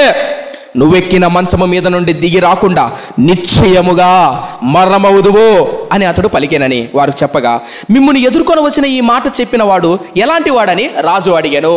అర్థవుతుందా? రాజు అడుగుతున్నాడు, అయ్యా మీకు ఈ మాట చెప్పినాడు ఎవడు అంటే ఎలాంటి వాడు, ఎలా ఉంటాడు అంటే కింద చెప్తున్నా చూడండి. 8వ వచనం, అందుకు వారు అతడు గొంగలి ధరించుకొని నడుములకు తోలుదొట్టు కట్టుకొని వాడని ప్రత్యుత్తరమేగా, ఆ మనుష్యుడు తిష్బీయుడైన ఏలియా అని అతడు చెప్పాను. అర్థవుతుందా? అంటే గొంగలి కప్పుకున్నాడు, జంతువు చర్మానికి తోలుదట్టు కట్టుకున్నాడు అని చెప్పిన వెంటనే అహజ్యా కసిగట్టాడు. ఏమని? ఆ మనుషుడు ఏలియా అని. అంటే ఏలియా గురించి అహజ్యాకు తెలుసా తెలీదా? తెలుసా లేదా? తెలుసు కాబట్టే కనుక్కున్నాడు. నేనేం చెప్పే ప్రయత్నం చేస్తున్నానంటే ఇక్కడ చాలా జాగ్రత్త అండి. 2 సంవత్సరాలు పరిపాలించాడు అహజ్యా. దుర్మార్గంగా నీచంగా ప్రవర్తించాడు, కోపాన్ని పుట్టించాడు. ఎవరు? అహజ్యా. వాడు మిద్ది మీద నుంచి కింద పడ్డాడు, రోగి అయి ఉన్నాడు, మంచాలు పడినాడు. వాడు సావేదో వాడు చస్తున్నాడు. ఎవరు? అహజ్యా. ఇప్పుడు ఎలాగూ చచ్చిపోతాడు కొన్ని రోజుల్లో, అవునా? అయితే చచ్చిపోతున్నా సరే ఎందుకు ప్రవక్తను పంపించాడు? అది నా ప్రశ్న. మీకు అర్థమవుతుందా? అర్థం కాలేదా? ఇప్పుడు కోపం రేపాడా? ఎవరికి? దేవుడికి కోపం రేపించాడు. ఆహాబు కోపం రేపించాడు దేవుడికి. యెజబేలు నీచురాలా? వాళ్ళ అమ్మ నాన్న నీచురాలే, వీడు నీచుడే. 2 సంవత్సరాల్లో దేవుని కోపాన్ని పుట్టించేశాడు. మేడ మీద నుంచి పడాడు. మనమైతే ఏమనుకుంటాం? సచ్చపాయన ఆయడు, మళ్ళీ దుర్మార్గుడు, లంచాలు తీసుకుని మోసం చేసాడు, పేదవాళ్ళ కడుపులు కొట్టాడు, వీడు ఎప్పుడు చచ్చాడా అని అనుకుంటాం మనమైతే, అవునా? దేవుడు ఏం చేసి తెలుసా? ప్రవక్తను పంపించాడు, ఏలియాను పంపించాడు. ఏలియా నువ్వు వెళ్ళి చెప్పు. ఎందుకు చెప్పమన్నాడు అనే ప్రశ్న. యెహోవా దూత వచ్చి, ఇక్కడ బైబిల్ పండితులు మీరు నమ్ముతారు నమ్మరో, నిన్న రాత్రి నేను వాక్యం ధ్యానం చేస్తుంటే యెహోవా దూత ఎప్పుడు పడితే అప్పుడు రాదంట. కొన్ని ప్రాముఖ్యమైన కార్యాలకు మాత్రమే యెహోవా దూత వస్తుంది. మీరు కావాలంటే పాత నిబంధన గ్రంథంలో మోషేతో, మనోహాతో, ఆ తర్వాత అబ్రహాముతో, ఆ తర్వాత గిద్యోనుతో, కొంతమందితో మాత్రమే యెహోవా దూత మాట్లాడింది. యెహోషువతో కూడా యుద్ధం చేసేటప్పుడు యెహోషువతో ఇలాంటి వాళ్ళు కొంతమందితో మాత్రమే యెహోవా దూత వచ్చి మాట్లాడింది. సర్వసాధారణంగా దేవదూతలు వస్తారు, గాబ్రియల్ కానీ మిఖాయేల్ దూతలు వస్తారు, ఓకే. కానీ యెహోవా దూత వచ్చిందంటే పర్టికులర్గా అక్కడ ఏదో ప్రాముఖ్యమైన విషయం ఉందని అర్థమవుతా? ఇక్కడ ఏముంది నా ప్రాముఖ్యమైన విషయము? నీచుడు, దుర్మార్గుడు, 2 సంవత్సరాల్లోనే నీచమైన కార్యాలని చేశాడు. ఇలాంటి వాడి దగ్గరికి ఏలియాను పంపించడానికి యెహోవా దూత దిగొచ్చి, ఏలియా నువ్వు వెళ్ళి చెప్పు. ఎవరికి? అహజ్యాకు. ఏమని చెప్పాలా? వాడు చస్తాడు. ఇప్పుడు ప్రశ్న ఏంటంటే, ఎందుకు ఏలియాను పంపించాడు? ఎందుకు తెలుసా? నేను ఎన్నిసార్లు కోపం రేపినా, నేను ఎన్నిసార్లు దేవునికి దూరమైనా, ఎన్నిసార్లు తన ప్రవక్తల ద్వారా, సేవకుల ద్వారా, వాక్యం ద్వారా నన్ను హెచ్చరించాడు తెలుసా? ఎందుకో చచ్చేవాడు ఎలాగో చచ్చాడు, కోపం రేపాడు, బాధ పెట్టాడు, దుఃఖ పెట్టాడు. ఇప్పుడు మనమే ఉండమండి, కట్టుకున్న భర్త ఉన్నాడు, కట్టుకున్న భార్య ఉంది. మొన్నటి దినాన్ని ఎవరో ఒక ఆయన బాగాలేదు, వెళ్తూ బాగాలేదు, నీచమైన కార్యాలు చేశాడు. చస్తే పోతారా బాగుంటారు, వీడు మాకన్నా సంతోషంగా ఉంటుంది అని అనుకునే వాళ్ళు నేటి సమాజంలో, అవునా కదా? కానీ అహజ్యా అనే వ్యక్తి చచ్చిపోతాడనంగా ఏలియాని ఎందుకు పంపించాడు? ఎందుకు తెలుసా? అహజ్యా ఆ టైంలో అయినా పశ్చాత్తాపడతాడేమో, ఆ టైంలో అయినా పశ్చాత్తాపడి బాధపడి దేవుని దగ్గరకు వస్తాడని, మారు మనసు పొందాడు. నా ఎలా చెప్తావు? ఎందుకు తెలుసా? నీకు మాట చెప్పనండి. ఆహాబు కానీ నిజమండి, నేను రాత్రి వాక్యం నేను చూస్తుంటే నా కళ్ళలో నీళ్ళు తిరిగాయి. ఎందుకు తెలుసా? అహాబు అనేవాడు, యెజబేలు అనే స్త్రీ, ఆహాబు అనేవాడు యెహోవాను దేవునిగా తండ్రిగా కూడా విలువ ఇవ్వలేదండి. కాస్త అర్థం చెప్తా. మా నాన్న ఉన్నాడా? మా నాన్న కనీసం నేను మా నాన్నకు తండ్రి అనే విలువ ఇవ్వాలా? నేను నీచంగా చూస్తున్నా. తండ్రి అనేవాడిని కూడా పట్టించుకోకుండా ఒక భిక్షగానో, ఒక పనికి మాలిన వాడినో, ఒక నీచునిగా చూస్తున్నా. ఎవరిని? నా తండ్రిని. కానీ నా తండ్రి మాత్రం తన బిడ్డగానే చూస్తున్నాను నన్ను. మీకేనా అర్థమవుతుందా? ఆహాబు అనేవాడు యెహోవాను దేవునిగాను తండ్రిగాను చూడట్లే. ఎవరు? ఆహాబు అనేవాడు. కానీ దేవుడు మాత్రం ఆహాబును తన బిడ్డగానే చూస్తున్నాడు. అందుకని ప్రవక్తలు పంపుతున్నాడు. సంజీవ్ తేజ అనే నేను మా నాన్నగారిని నేను తండ్రిగా చూడట్లా, ఒక నీచునిగా చూస్తున్నా. అయినప్పటికీ మా నాన్నగారు కలిగి ఉన్న ప్రేమను బట్టి నేను ఎన్ని మాట్లాడుతున్నా, ఎన్ని తిడుతున్నా, నేను దూరంగా ఉన్నా, మా నాన్నగారు మాత్రం వాడు నా బిడ్డ, నా కడుపులో బిడ్డ, నా కుమారుడు అని తన కుమారుడుగానే చూస్తున్నాడు. మీకేమైనా అర్థందా? అహజ్యా అనేవాడు అంత దుర్మార్గంగా నీచంగా ప్రవర్తిస్తున్నా దేవుడు అన్నవాడు లేడనుకొని, ఇశ్రాయేలులో దేవుడు అన్నవాడు లేడనుకొని, సంజీవ్ తేజ మీ నాన్న అనేవాడు లేడనుకొని, మీకు అర్థమవుతుందా? తండ్రి అనేవాడు లేడనుకొని బయటికి వెళ్తావా? కానీ దేవుడు మాత్రం నువ్వు నా బిడ్డవరా. ఇశ్రాయేలు జాతి అంతా అబ్రహాము ద్వారా వాగ్దానం చేసి, నేను స్వరక్తం ఇచ్చి సంపాదించుకున్న స్వాస్థ్యం, వాగ్దానం ఇచ్చి ప్రార్థన ద్వారా, అబ్రహాం అనేవాడు ప్రార్థన ద్వారా విజ్ఞాపనల చేత పొందుకున్న స్వాస్థ్యం మీరు. ఆ స్వాస్థ్యమైనటువంటి మీరు నన్ను దేవుడిగా కాదని, మీ తండ్రిగా కాదని వదిలిపెట్టేశారు. కానీ నేను మాత్రం మీరు నా బిడ్డలే, మీరు నా స్వాస్థ్యమే, మీరు నా బిడ్డలే, నా స్వాస్థ్యమే అని ఇప్పటికీ భావిస్తున్నాను. కాబట్టి ఏం చేశాడు? ఏలియాని పంపించాడు. ఎలా చెప్తావునా? హెబ్రీయులకు రాసిన పత్రిక చూడండి. హెబ్రీయులకు రాసిన పత్రిక 12వ అధ్యాయం, త్వరగా తీయండి. హెబ్రీయులకు రాసిన పత్రిక 12వ అధ్యాయం 5వ వచనం. నా కుమారుడా, కనిపిస్తుందా? నా కుమారుడా, ప్రభువు చేయు శిక్షను తృణీకరింపుము. ఉందా? తృణీకరించకుము ఉందా? ఏమని అర్థం కలదా? నా కుమారుడా, ప్రభువు చేయు శిక్షను తృణీకరించకుము. ఒకరోజు తలపైకెత్తండి. ఏలియాను పంపిస్తున్నాడు. దేనికి? హెచ్చరించడానికి, గద్దించడానికి. అవునా? ఇప్పుడు ఏలియా వస్తున్నప్పుడు ఎలా స్పందించాడు? ఇక్కడ రాయబడింది ఏముందంటే, నా కుమారుడా, దేవుడు నిన్ను శిక్షించినప్పుడు తృణీకరించకుము. ఉందా లేదా? ఎందుకు శిక్షిస్తాడు అసలు? ఎందుకు దేవుడు శిక్షిస్తాడు? ఎందుకు అహజ్యా దగ్గరికి ప్రవక్తను ఏలియాను పంపించాడు? ఎందుకు ఆహాబు దగ్గరికి ఏలియా ప్రవక్తను పంపించాడు? ఇంత నీచుడు 2 సంవత్సరాల్లోనే యెహోవాకు కోపం పుట్టించాడు. అయినప్పటికీ ఎందుకు ప్రవక్తను పంపించాడు? ఎందుకు తెలుసా? శిక్షించడానికో కోపడానికి కాదు, తన వైపు తిరుగుతాడేమో, రక్షణ పొందుతాడేమో, మారు మనసు పొందుతాడేమో, మారుతాడేమో అని. మీకేమైనా అర్థమవుతుందా? ఇక్కడ చూడండి 5వ వచనం.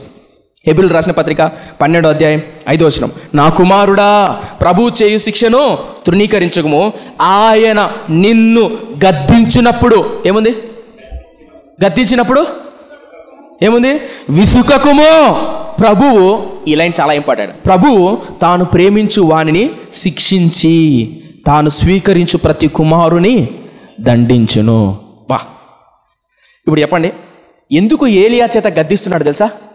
అహజ్యాను దేవుడు కుమారుడిగా ప్రేమిస్తున్నాడు కాబట్టి, కుమారుడిగా అనుకుంటున్నాడు కాబట్టి. కానీ అహజ్యా మాత్రం దేవునిలా చూడట్లా, తండ్రిలా చూడట్లా. నేనేమంటున్నా అంటే, ఎందుకు నా అహజ్యా 2 సార్లు అంత నీచమైన కార్యం చేసిన యెహోవా దూత దిగొచ్చి, ఏలియా నువ్వు వెళ్ళి చెప్పు అహజ్యాకు, ఎందుకు ప్రభువా వాడిని నేను ప్రేమిస్తున్నాను రా. ఇందాక చెప్పా, మా నాన్న నేను తండ్రిగా చూడట్లే, కానీ మా నాన్న మాత్రం నన్ను ఏం చేస్తున్నాడు? బిడ్మారుగానే చూస్తున్నాడు. అహాబు అనేవాడు, అహజ్యా అనేవాడు కనీసం దేవుణ్ణి, యెహోవాను దేవునిగా చూడట్లేదండి అసలు. కానీ దేవుడు మాత్రం తన బిడ్డలుగా చూస్తున్నాడు. మీకు అర్థమవుతుందా? ఎందుకు ప్రవక్తలు పంపించాడంటే, వాళ్ళంత నీచమైన కార్యం చేసినా ఎక్కడైనా మారుతారేమో, నా గద్దింపును విసుక్కోకుండా నా వైపు తిరుగుతారేమో అని ఏలియాను పంపించాడు. ఎవరి దగ్గరికి? అహజ్యా దగ్గర. అహజ్యా ఏమవ్వాలా? మీకు ఒక మాట చెప్పనా? అద్భుతమైన మాట, మీకు గుర్తుందో లేదండి. దావీదు తప్పు చేసినప్పుడు నాతాను పంపించాడు. హిజ్కియా తప్పు చేసినప్పుడు యేషయాను పంపించాడు. హిజ్కియా నువ్వు మరణమైపోతున్నావు, నీటిని చక్కబెట్టుకో అన్నప్పుడు హిజ్కియా ఏం చేశాడు? గోడ తట్టు తిరిగి ప్రార్థన చేశాడా? ఎందుకు దేవుడు ప్రవక్తల చేత సేవకుల చేత హెచ్చరిస్తాడు తెలుసా? గద్దిస్తాడు తెలుసా? సంజీవ్ తేజాన్ని నేను తప్పు చేసినప్పుడు ఎందుకో వాక్యం ద్వారా, రోగం చేత, ఆర్థిక ఇబ్బందుల చేత, సమస్యల చేత గద్దిస్తాడు, హెచ్చరిస్తాడు తెలుసా? దేవుడు నన్ను ప్రేమిస్తున్నాడు. నేను పడిపోయినప్పుడు, నా మనస్సాక్షి కఠినమైనప్పుడు, నేను పాపంలోనో లోకంలో పడి తిరుగుతున్నప్పుడు ఎందుకు రోగం ద్వారా, ఆర్థిక ఇబ్బందుల ద్వారా, సమస్యల ద్వారా ఎందుకు నన్ను వెంటాడుతాడో తెలుసా? దేవుడు ఆయన వైపు తిరుగుతానని, ఆయన వైపు మారుతానని. మీకేమన్నా అర్థం కావాలంటే ఒక అద్భుతమైన మాట చెప్పనా? ఈ మాట నాకు చాలా ఇష్టం. మత్తయి సువార్త, సాక్షాత్తు యేసుక్రీస్తు చెప్తాడు చూడండి. సాక్షాత్తు యేసుక్రీస్తు చెప్తాడు. మత్తయి సువార్త, గాస్పెల్ అకార్డింగ్ మాథ్యూ చాప్టర్ 23 37వ వచనం. యెరూషలేమా యెరూషలేమా, ఎవరు? యెరూషలేమా యెరూషలేమా, ప్రవక్తలను చంపుచూను నీ యొద్దకు పంపబడిన వారిని రాళ్లతో కొట్టుచూ ఉండుదానా. ఒకసారి పైకెత్తండి. యెరూషలేమా యెరూషలేమా, ప్రవక్తలను చంపుతూ రాళ్లతో కొట్టుదానా అంటే యెరూషలేం పట్టణం ఉంది కదా, యెరూషలేం అనేది యూదా సామ్రాజ్యానికి రాజధాని. అంటే ప్రభు సువార్త ప్రకటిస్తే ఏమంటాడంటే, సాక్షాత్తు యేసుక్రీస్తు ఏమంటాడంటే, యెరూషలేమా అనగా ఇశ్రాయేలు జాతిని అంతా పోలుస్తున్నాడు. యెరూషలేమా అంటే ఇశ్రాయేలు జాతి అంతా ఆరాధించడానికి ఎక్కడికి వస్తారు? యెరూషలేంకి వస్తారు. ఆ జాతిని అంతా దృష్టిలో పెట్టుకొని, ఇశ్రాయేలా ఇశ్రాయేలా, ఇశ్రాయేలు ప్రజలారా, ప్రవక్తలను, నా సేవకులను ఎన్నోసార్లు పంపించా మీ దగ్గరికి. వాళ్ళని మీరేం చేశారు తెలుసా? చంపారు, ప్రవక్తలను చంపారు. ఇది గుర్తుందా? ఆసా అనే ప్రవక్త దగ్గరికి హనాని అనే ప్రవక్త వస్తే బంధించాడు, జైల్లో వేశాడు. గుర్తుందా? యెరోబాము అనే ప్రవక్త దగ్గరికి, యెరోబాము అనే రాజు దగ్గరికి యూదా దేశం నుంచి ఒక ప్రవక్త వస్తే చెయ్యెత్తి గద్దించాడు. ఎందుకు వచ్చాడు ప్రవక్త? గద్దించడానికి. ఎందుకు గద్దిస్తున్నాడు? ప్రేమిస్తున్నాడు కాబట్టి, దేవుడు ప్రేమిస్తున్నాడు కాబట్టి తన వైపు తిప్పుకోవడానికి గద్దిస్తున్నాడు. అర్థం కదా? ఇప్పుడు సాక్షాత్తు యేసుక్రీస్తు ఏమంటాడు అంటే, యెరూషలేమా యెరూషలేమా, ఎన్నిసార్లు ప్రవక్తలు పంపించాను తెలుసా? ఎన్నిసార్లు నా సేవకులను పంపించాను తెలుసా? ఎందుకు పంపించా ప్రభు? ఎందుకు పంపించా? ఈ లైన్ హైలైట్ చూడండి. ఎందుకు పంపించాడు? హైలైట్ 37 మళ్ళా చదువుతున్నా. యెరూషలేమా యెరూషలేమా, ప్రవక్తలను చంపుచూను నీ యొద్దకు పంపబడిన వారిని రాళ్లతో కొట్టుచూ ఉండుదానా. ఈ లైన్ చూడండి. కోడి తన పిల్లలను రెక్కల క్రింద ఎలాగూ చేర్చుకొనునో, మళ్ళా చదువుతున్నా. కోడి తన పిల్లలను రెక్కల క్రింద ఎలాగూ చేర్చుకొనునో, అలాగే నేనును నీ పిల్లలను ఎన్నో మార్లు చేర్చుకొనవాలని ఉంటే కానీ మీరు వల్లకపోతిరి. తలపైకెత్తండి. ఎందుకు ప్రవక్తలు పంపించాడు తెలుసా? ఎందుకు సేవకులు పంపించాడు తెలుసా? రెక్కల కింద చేర్చుకోవడానికి. దేవుడు ఎందుకు మాట్లాడుతున్నాడంటే, ఎందుకు ఏలియా చేత పంపిస్తున్నాడంటే తన రెక్కల కింద చేర్చుకోవడం. ఎవరిని? అహాజ్యాను. అహాజ్యాంత నీచుడైనా ఎందుకు నా ప్రవక్తను పంపించాడంటే తన రెక్కల కింద దాచుకోవడానికి. గద్దిస్తున్నాడంటే, హెచ్చరిస్తున్నాడంటే ఎందుకు? రెక్కల కింద. ఈ మాట ఎందుకు చెప్తుంది తెలుసా? ఎన్నిసార్లు నా మనస్సాక్షి నాతో చెప్పింది ఏమని తెలుసా? నువ్వు ప్రార్థన చేయలేవు, నీ ప్రార్థన వినపడదు, ఎందుకంటే నువ్వు చేసిన దోషము పాపము ఆయనకు నీకు అడ్డుగా వస్తుంది అని ఎన్నోసార్లు ప్రభువుకు దూరం అయినప్పుడు ప్రభు ఏమన్నాడు తెలుసా? అరే, నీ పాపము నీ దోషము అడ్డుగా వచ్చినను తండ్రికి నాకు మధ్యలో ఒక ఆయన వేలాడాడు. ఆయన రక్తం చిందించడం ద్వారా నా ప్రార్థన నిస్వార్థంగా ఆయన దగ్గరికి వెళ్తుంది. నా నీతిని బట్టి, నా క్రియలను బట్టే కాదు. ఎన్నోసార్లు మనస్సాక్షి దోషారోపణ చేస్తుందంటే, శిక్ష గుండా వెళ్తున్నామంటే, బాధ గుండా వెళ్తున్నామంటే, శ్రమ గుండా వెళ్తున్నామంటే దానికి కారణం ఏంటంటే ఆయన తిరిగి తన హక్కులు చేర్చుకోవాలి, ఆయన గుండెలో దాచుకోవాలి, తన రెక్కల కింద చేర్చుకోవాలని. కానీ మనం మాత్రము మనస్సాక్షి దోషారోపణ చేస్తుందనో, భయం వేస్తుందనో, తప్పు చేశామనో మరింత ఎనికెళ్ళిపోతాం. సేవకుడు గద్దించాడనో, ఆర్థిక ఇబ్బందులు వచ్చినప్పుడు, సమస్యలు వచ్చినప్పుడు, రోగం వచ్చినప్పుడు మరింత ఎనికెళ్ళిపోతాం. కానీ వాస్తవానికి ఎందుకు వచ్చింది ఆ రోగం? వాస్తవానికి ఎందుకు వచ్చింది ఆర్థిక ఇబ్బంది? వాస్తవానికి ఎందుకు వచ్చింది ఆ సమస్య? వాస్తవానికి ఎందుకు వచ్చింది నీ మీద దోషారోపణ? ఎందుకు వచ్చింది తెలుసా? తన రెక్కల కింద నిన్ను చేర్చుకోవడానికి. కానీ నువ్వెలా బిహేవ్ చేస్తున్నావు? విననొల్లకపోతివి. అహాజా ఏలియాను పంపించాడు అహాజా దగ్గరికి. ఎవరు పంపించారు? దేవుడు పంపించాడు. యెహోవా దూత వచ్చి పంపించింది ఏలియా విల్లని. అసలు వాడెవడో మేడ మీద పడ్డాడు, కింద పడి చచ్చిపోతాడు ఇంకో 2 రోజుల్లో. ఎందుకు పంపాలి? అసలు ఎందుకు పంపాలి? తండ్రి అండి, ఆయన ప్రేమిస్తున్నాడు. కానీ ఇప్పుడన్నా మారుతాడేమో, ఇప్పుడన్నా నా మీద ఆధారపడతాడేమో, ఇప్పుడన్నా అహాజ్యా వాడు మోకాళ్ళ మీద పడి అయ్యా తప్పు చేశాను క్షమించు అంటాడేమో. అలా మీకు అర్థం అయిపోయింది. నేను ఎందుకు ఈ మాటలు చెప్తున్నా అంటే, నేను రాత్రికాల సమయంలో ప్రభు సన్నిధిలో వాక్యం ధ్యానం చేస్తున్నప్పుడు అద్భుతమైన విషయం మీకు ఎంతవరకు నాకు అర్థమవుతుందో నాకు తెలియదు, కానీ ఒకటి మాత్రం చెప్పగలుగుతున్నా. కారణం తెలుసా?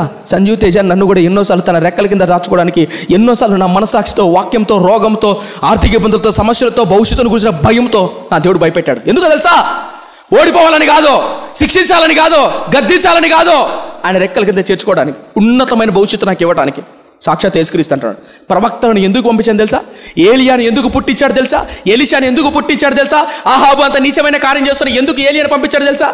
ఆసా దగ్గరికి హనాని అనే ప్రవక్తను ఎందుకు పంపించాడు తెలుసా? యెహోషాపాతు దగ్గరికి ఎందుకు ప్రవక్తలు పంపించాడు తెలుసా? యెషయా దగ్గరికి, హిజ్కియా దగ్గరికి ఎందుకు ప్రవక్తలు పంపించాడు తెలుసా? యెహోయాకీను దగ్గరికి ఇర్మియా ప్రవక్తను ఎందుకు పంపించాడు తెలుసా? యెహోయాకీము దగ్గరికి ఎందుకు ప్రవక్తలు పంపించాడు తెలుసా? సిద్కియా దగ్గరికి ఎందుకు ప్రవక్తలు పంపించాడు తెలుసా? ఎందుకు నీ దగ్గరికి, నా దగ్గరికి మనస్సాక్షి ద్వారా, పరిశుద్ధాత్మ ద్వారా, వాక్యం ద్వారా, సేవకుల ద్వారా ఎందుకు మాట్లాడుతూ, గద్దిస్తూ, హెచ్చరిస్తాడు తెలుసా?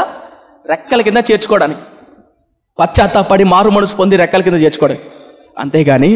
అంతేగాని రోగం వచ్చిందనో, బాధ వచ్చిందనో, తప్పు చేసావనో, దోషారోపణతో మరింత ఎన్నికెళ్ళిపోతావు. కానీ నిజం అండి, ఎంత గొప్ప దేవుడు అండి.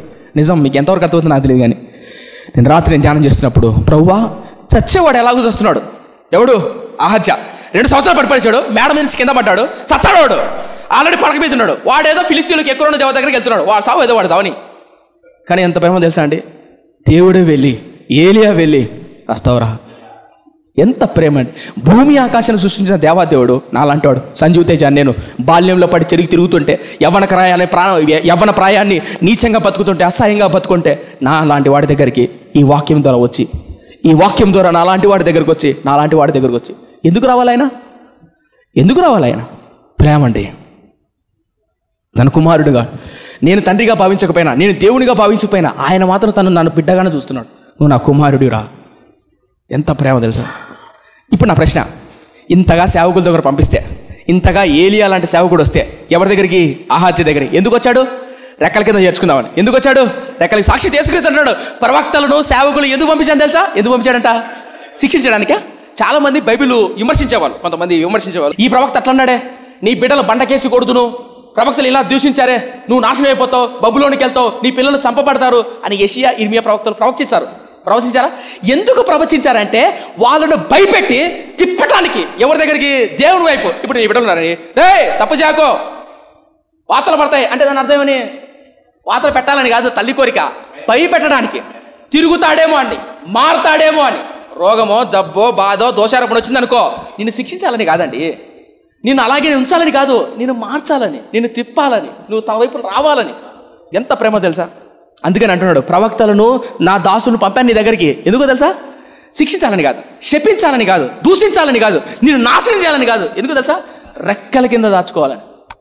కానీ మీరు విననొల్లకపోతిరి. నా ప్రశ్న, ఈ వాక్యం వింటున్న ఎవరైనా సరే, ఈ టీవీలో కానీ, వీడియో ద్వారా కానీ ఎవరైనా సరే, ఎన్నిసార్లు మనస్సాక్షి గద్దించినా, ఎన్నిసార్లు వాక్యం ద్వారా గద్దించినా, వ్యభిచారం, భర్తకు తెలియకుండా భార్య, భార్య తెలియకుండా భర్త, తల్లిదండ్రులు తెలియకుండా పిల్లలు, ఎన్నిసార్లు నీచమైన కార్యాలు చేస్తే, ఎన్నిసార్లు రెక్కల కింద చేర్చుకోవాలని గద్దించిన మనస్సాక్షి ఒప్పుకోకుండా చేస్తే, నా ప్రశ్న, విననొల్లకపోతే తర్వాత లేని తెలుసా? చూడండి, అదే మత్తయి వార్త 23వ అధ్యాయం 37. యెరూషలేమా, ప్రవక్తలను చంపుచూ నీ యొద్దకు పంపబడిన వారిని రాళ్లతో కొట్టుచూ ఉండుదానా? కోడి తన పిల్లలను రెక్కల కిందకి ఎలాగూ చేర్చుకొనును, అలాగూ నేనును నీ పిల్లలను ఎన్నో మార్లు చేర్చుకొనవలనని ఉంటిని గాని మీరు విననొల్లకపోతిరే. 38. ఇదిగో మీ విల్లు మీకు విడవబడి ఉన్నది. దాని అర్థమేంటి తెలుసా? నీ విల్లు విడవబడింది. దానికి అర్థమైందా? రే సంజు, ఎన్నిసార్లు చెప్పినా, ఎన్నిసార్లు గద్దించినా, నా మనసాక్షికి, నా వాక్యానికి, సేవకుల మాటకు నువ్వు విలువ ఇవ్వలేదు కనుక నీ ఇల్లు విడవబడింది. అంటే అర్థమేంటి తెలుసా? నీ హృదయాన్ని, నీ జీవితాన్ని నేను వదిలేస్తున్నా. అహజ్యా ఏలియా వచ్చి హెచ్చరిస్తున్నాడంటే, అహాబో ఏలియా వచ్చి హెచ్చరిస్తున్నాడంటే కారణం తెలుసా? పశ్చాత్తాపడి తిరుగుతావని. కానీ పశ్చాత్తాపడి తిరగలా, అందుకని వదిలిపెట్టేశాడు. అదే దావీదు దగ్గరికి రండి, నీ ఇంటి దీపాన్ని, నీ ఇంటిలో దావీదు వంశంలో ఒక వంశం. మై ఫ్రెండ్స్, మళ్ళీ చెప్తాను, గుర్తుపెట్టుకో. నా జీవితంలో ఇష్టమైన మాట, నా డైరీలో ఈ మాట రాసుకున్నా. సంజు, నా గుండెల మీద మాట రాసుకున్నా. ఏంటి తెలుసా? సంజు, ఏం జరిగినా జీవితంలో, ఏం జరిగినా దేవుని మీద మాత్రం ఆధారపడరా. ఈ మాట మర్చిపోకండి. ఏం జరిగినా నువ్వు తప్పు చేసావా, వ్యభిచారం చేసావా, మోసం చేసావా, దుర్మార్గంగా ప్రవర్తించా, ఏం చేసినా ఆయన పాదాల మీద పడిపో. తప్పు చేసి ఆయన హృదయపూర్వకంగా ఒప్పుకో. అలా చెప్తున్నా. అహజ్యా దగ్గరికి ఎందుకు పంపించాడు తెలుసా? మారతాడని. ఎందుకు సేవకుల దగ్గర గద్దిస్తాడు తెలుసా? ఎందుకు నీకు రోగం వచ్చింది తెలుసా? ఎందుకు ఆర్థిక ఇబ్బందులు వచ్చాయి తెలుసా? ఎందుకు సమస్యలు వచ్చాయి తెలుసా? ఎందుకు ఒకటేమైనా మనస్సాక్షి దోషారోపణ చేస్తుంది తెలుసా? మారతావని. కానీ ఏం చేయాలి తెలుసా? అహజ్యా ఈ అధ్యాయంలో ఈ తర్వాత వచ్చేది చాలా కాంట్రడిక్షన్. చాలా మంది దీన్ని తప్పుగా అపార్థం చేసుకుంటారు. ఎందుకు తప్పుగా అపార్థం చేసుకుంటారంటే, ఇది చాలా మందికి ఈ వాక్యం అర్థం కాక చాలామంది తప్పుగా ఒక్కీకరించుకుంటారు ఇప్పుడు మనం చదవే విషయాన్ని. ఎందుకంటే ఇప్పుడు చూడండి, ఇప్పుడు అహజ్యా దగ్గరికి ఎవరు పంపించాడు? ఏలియాను పంపించాడు. ఎందుకు పంపించాడు? గద్దించడం. ఎందుకు గద్దిస్తున్నాడు? ప్రేమిస్తున్నాడు కాబట్టి, మారతాడని. కానీ మారాల్సినటువంటి అహజ్యా ఏం చేశాడు తెలుసా? 2 రాజుల గ్రంథం 1వ అధ్యాయం 9వ వచనం. వెంటనే రాజు ఎప్పుడెప్పుడు వెంటనే రాజు 50 మంది అధిపతి అయిన ఒకనిని వాని 50 మందితో కూడా ఏలియా యొద్దకు పంపాను. ఎంతమందిని పంపాడంట? 50 మందిని పంపాడంట. ఎవరి దగ్గర పంపాడంట? ఏలియా యొద్దకు. ఇక్కడ కొన్ని కాంట్రడిక్షన్ ఉందన్నమాట. కొంతమంది దీన్ని బైబిల్లో చాలా తప్పుగా అర్థం చేసుకుంటారు. ఎందుకు తప్పుగా అర్థం చేసుకుంటారు అంటే, ఇప్పుడు ఏలియా ఎంతమంది వచ్చారు? 50 మంది వచ్చారు. వచ్చింటే ఈ 50 మందికి పెద్ద ఒకడు ఉంటాడు. వాడు వచ్చాడు ఎవరి దగ్గరికి? ఏలియా దగ్గరికి వచ్చి ఏమంటాడు చూద్దాం. 9వ వచనం. వెంటనే రాజు 50 మంది అధిపతి అయిన ఒకరిని వాని 50 మందితో కూడా ఏలియా యొద్దకు పంపాను. అతడు కొండ మీద కూర్చొని ఉండగా అధిపతి ఎక్కి అతని సమీపమునకు పోయి, దైవజనుడా నువ్వు దిగి రావాలనని రాజు ఆజ్ఞాపించుచున్నాడు అనెను. అందుకు ఏలియా, నువ్వు దైవజనుడు అయితే, క్షమించండి, నేను దైవజనుడనైతే అగ్ని ఆకాశం నుండి దిగి వచ్చి నిన్ను నీ 50 మందిని దహించునుగాక అని 50 మంది అధిపతి అయిన వానితో చెప్పగా అగ్ని ఆకాశం నుండి దిగి వాని 50 మందిని దహించెను. మరలా రాజు 50 మందిని తలపై కింద అసలు చాలా మంది చదివిన వాళ్ళు కూడా అర్థం కాలేదు ఈ విషయం. ఎందుకంటే చెప్తా. ఆహాజు పంపించాడు ఎవరి దగ్గరికి? ఏలియా దగ్గరికి. ఏలియా గద్దించాడు ఎవరిని? అహజ్యాను. అహజ్యా ఎంతమందిని పంపించాడు? 50 మందిని పంపించాడు. ఎవరి దగ్గర పంపించాడు? ఏలియా దగ్గరికి పంపించాడు. ఇప్పుడు ఏలియా గారు కొండ మీద ఉన్నారు. ఆ కొండ మీద కూర్చొని ఉంటే ఏలియా గారు 50 మంది వచ్చారు. ఆ 50 మందికి పెద్ద ఒకడు ఉన్నాడు. వాడు దగ్గరికి వచ్చాడు. సమీపించి ఏలియాతో అంటాడు, ఏలియా రాజు ఆజ్ఞాపిస్తున్నాడు. ఏ రాజు? అహజ్యా అనే రాజు ఆజ్ఞాపిస్తున్నాడు. నిందాకు నువ్వు గద్దించావు కదా, మరణం మీద మంచం మీద చచ్చిపోతావని. ఆ రాజు ఆజ్ఞాపిస్తున్నాడు, రా పదాం అంటనే ఏలియా ఏమన్నా తెలుసా? నేను దైవజనుడినైతే ఆకాశం నుంచి అగ్ని దిగి వచ్చి. ఇప్పుడు ఏలియా ఎలా అంటాడు? నేను దైవజనుడినైతే అని అంటాడా? నేను దైవజనుడినైతే అని అంటాడా? ఎలా అంటాడు? కానీ నిజం చెప్పనా, ఈయన గట్టిగా సీరియస్గా అనలేదంట. నేను కొన్ని హెబ్రీ స్కాలర్స్ నుంచి చదువుతానంటే, మనిషిని హెబ్రూలో యాష్ అని, అగ్నిని ఉష్ అని అంటారంట. ఏదో స్పెల్లింగ్ మిస్టేక్ కానీ మొత్తానికైతే ఏలియా ఈ ప్రజలు మాట్లాడేటప్పుడు చమత్కారంగా మాట్లాడట. చమత్కారంగా అంటే జోక్గా అంటాడు. అరే నేను దైవజనుడిని అయితే ఆకాశం అని అనలేదంట. బైబిల్ పండితులు ఏమంటారంటే చమత్కారంగా, నేను దైవజనుడిని అయితే ఆకాశం నుంచి అగ్ని దిగి వచ్చి మిమ్మల్ని దహించి వస్తుంది అన్నాడంట. నిజంగా ఆకాశం అగ్ని దిగి వచ్చిందండి. ఇక్కడ చాలా మంది అన్యులు ఏమనుకుంటారంటే, కొంతమంది బైబిల్ అర్థం కాని వాళ్ళు ఏమనుకుంటారంటే, 50 మందిని ఏలియా ఎందుకు చంపాడు, వీళ్ళు ఏమైనా తప్పు చేశారా అని అంటారు. వాస్తవానికైతే ఇక్కడ భయంకర తప్పు జరిగింది. ఎందుకు ఏలియా 50 మంది ఉన్నారు కదా, ఇప్పుడు 50 మంది ప్లస్ ఒకరు ఎంత? 51. మళ్ళీ రెండోసారి వచ్చారు. ఎంతమంది వచ్చారు? 50 ప్లస్ మళ్ళీ 1 అప్పుడు ఎంత? 102 మంది. 102 మంది చచ్చిపోయారు. ఎట్లా? ఆకాశం నుంచి అగ్ని దిగి వచ్చి. అర్థమవుతుందా? ఇప్పుడు 3వ వాడు వచ్చాడు. ఎవరి దగ్గరికి? ఏలియా దగ్గర. అసలు ఏలియా దగ్గర 3వ వాడు వచ్చినప్పుడు ఇప్పుడు 1వ వాడు 3వ వాడు చాలా జాగ్రత్తగా గమనించండి. చూద్దాం ఏం జరిగింది.